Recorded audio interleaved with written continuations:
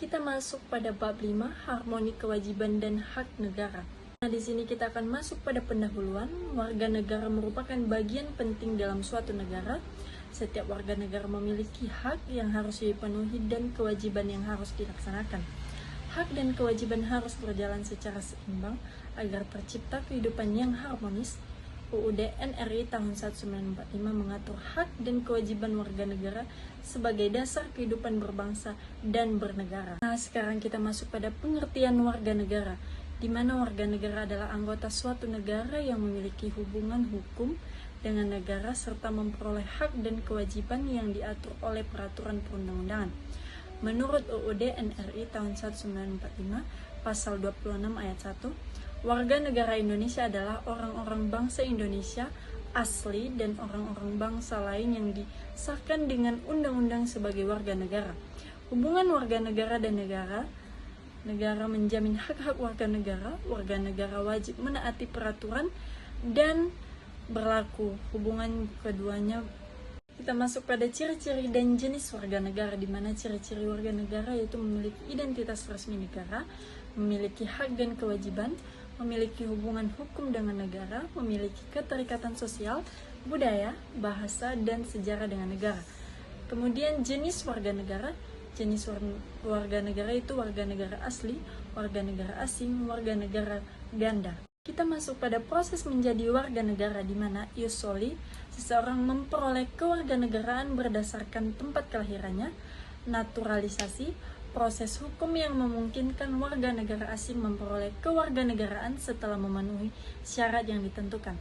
Contoh syarat naturalisasi yaitu tinggal dalam jangka waktu tertentu, mampu berbahasa Indonesia, setia kepada NKRI. Nah, kita masuk pada pengertian hak asasi manusia atau HAM, di mana hak asasi manusia atau HAM adalah hak dasar yang melekat pada diri manusia sejak lahir sebagai anugerah Tuhan Yang Maha Esa. Karakteristik HAM bersifat kodrati, bersifat universal, tidak dapat dicabut oleh siapapun, berlaku bagi seluruh manusia tanpa diskriminasi. Kita masuk pada sejarah perkembangan HAM. Perjuangan HAM berkembang sebagai upaya melawan penindasan dan ketidakadilan. Dokumen penting perkembangan HAM, Magna Carta 1215, Habeas Corpus 1679, Bill of Rights 1689, Declaration of Independence 1776, Declaration des Droits de l'Homme et du Citoyen 1789. Sekarang kita masuk pada perkembangan HAM modern.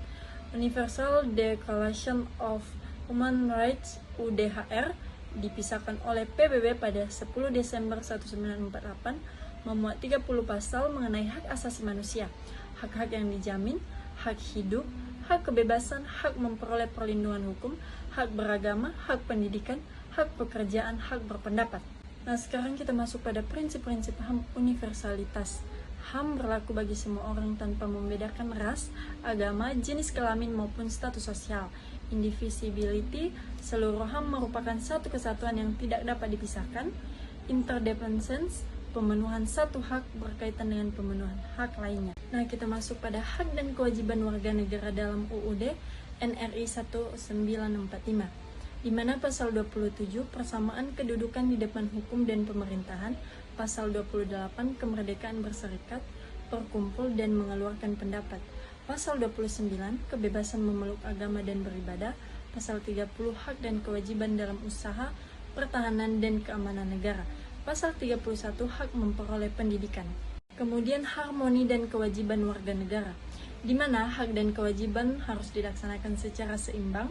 Contoh, hak memperoleh pendidikan, kewajiban belajar dengan bersungguh-sungguh, hak berpendapat, kewajiban menghormati pendapat orang lain, hak mendapat perlindungan hukum, kewajiban menaati hukum. Kemudian pentingnya keseimbangan hak dan kewajiban, menciptakan ketertiban dalam masyarakat, menjaga persatuan dan kesatuan bangsa, menghindari konflik sosial, menghormati hak orang lain, mewujudkan kehidupan demokratis. Kita masuk pada kesimpulan, jika hanya menuntut hak tanpa melaksanakan kewajiban, muncul sikap egois, terjadi pelanggaran hukum, mengganggu ketertiban masyarakat.